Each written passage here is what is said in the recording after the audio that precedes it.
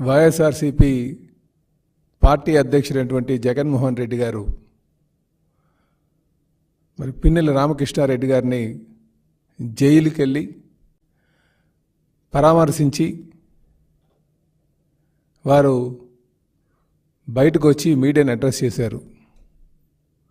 ఈరోజు మేము అడుగుతున్నాం, తెలుగుదేశం పార్టీ రాష్ట్ర అధ్యక్షులుగా మేము ఒకటి అడుగుతున్నాం, దానికి సమాధానం చెప్పాలి. మీరు ఒక పార్టీ నడిపేటటువంటి వ్యక్తి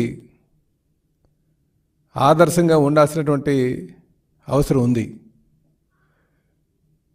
అది తప్పి మీరు జైల్లో ఉన్నటువంటి వ్యక్తి దగ్గరికి వెళ్ళి ఈవీఎంని అందరూ చూస్తుండగానే పగలగొట్టి అలాగే సిఐ గారి పైన దౌర్జన్యం చేసినటువంటి వ్యక్తిని వెళ్ళి మీరు పరామర్శిస్తున్నారంటే మీరు ప్రజలకు ఎటువంటి మెసేజ్ పాస్ చేస్తున్నారో ఒకసారి సమాధానం చెప్పాల్సినటువంటి అవసరం ఉంది.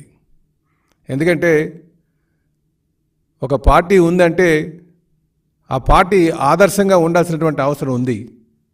ఆ పార్టీ అధ్యక్షులు కూడా ప్రజల యొక్క ఆలోచనలకు అనుగుణంగా వెళ్ళాల్సినటువంటి అవసరం ఉంది. ముఖ్యంగా వాళ్ళు వేసే ప్రతి అడుగు కూడా ప్రజలు గమనిస్తూ ఉంటారు.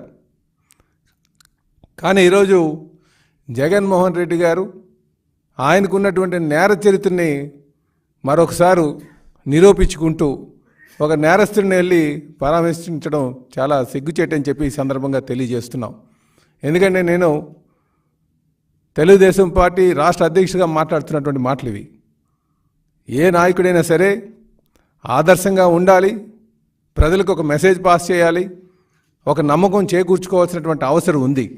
కానీ ఈరోజు ఒక క్రిమినల్ని పరామర్శించడం చాలా దురదృష్టకరం అని చెప్పేసి ఈ సందర్భంగా మేము తెలియజేస్తూ, అలాగే ఇప్పటికైనా సరే ఒక పద్ధతిగా వెళ్ళాల్సినటువంటి అవసరం ఉంది. నాయకులంటే, రాజకీయ నాయకులంటే ఈరోజు సమాజంలో కొంత వ్యతిరేక భావం ప్రజల్లో ఉంది. ఎందుకంటే వీళ్ళు చెప్పేది ఒకటి చేసేది ఒకటని. ఎందుకంటే ఈరోజు జగన్మోహన్ రెడ్డి గారు చేసేటువంటి తీరు, మాకు ఆయన వెళ్ళేటువంటి తీరుని చూసిన తర్వాత నిజంగా ఎప్పటికీ కూడా ఈ వ్యక్తి మారడు, వీళ్ళు మళ్ళీ ప్రజలే బుద్ధి చెప్తారని చెప్పేసి ఈ సందర్భంగా తెలియజేస్తున్నాం.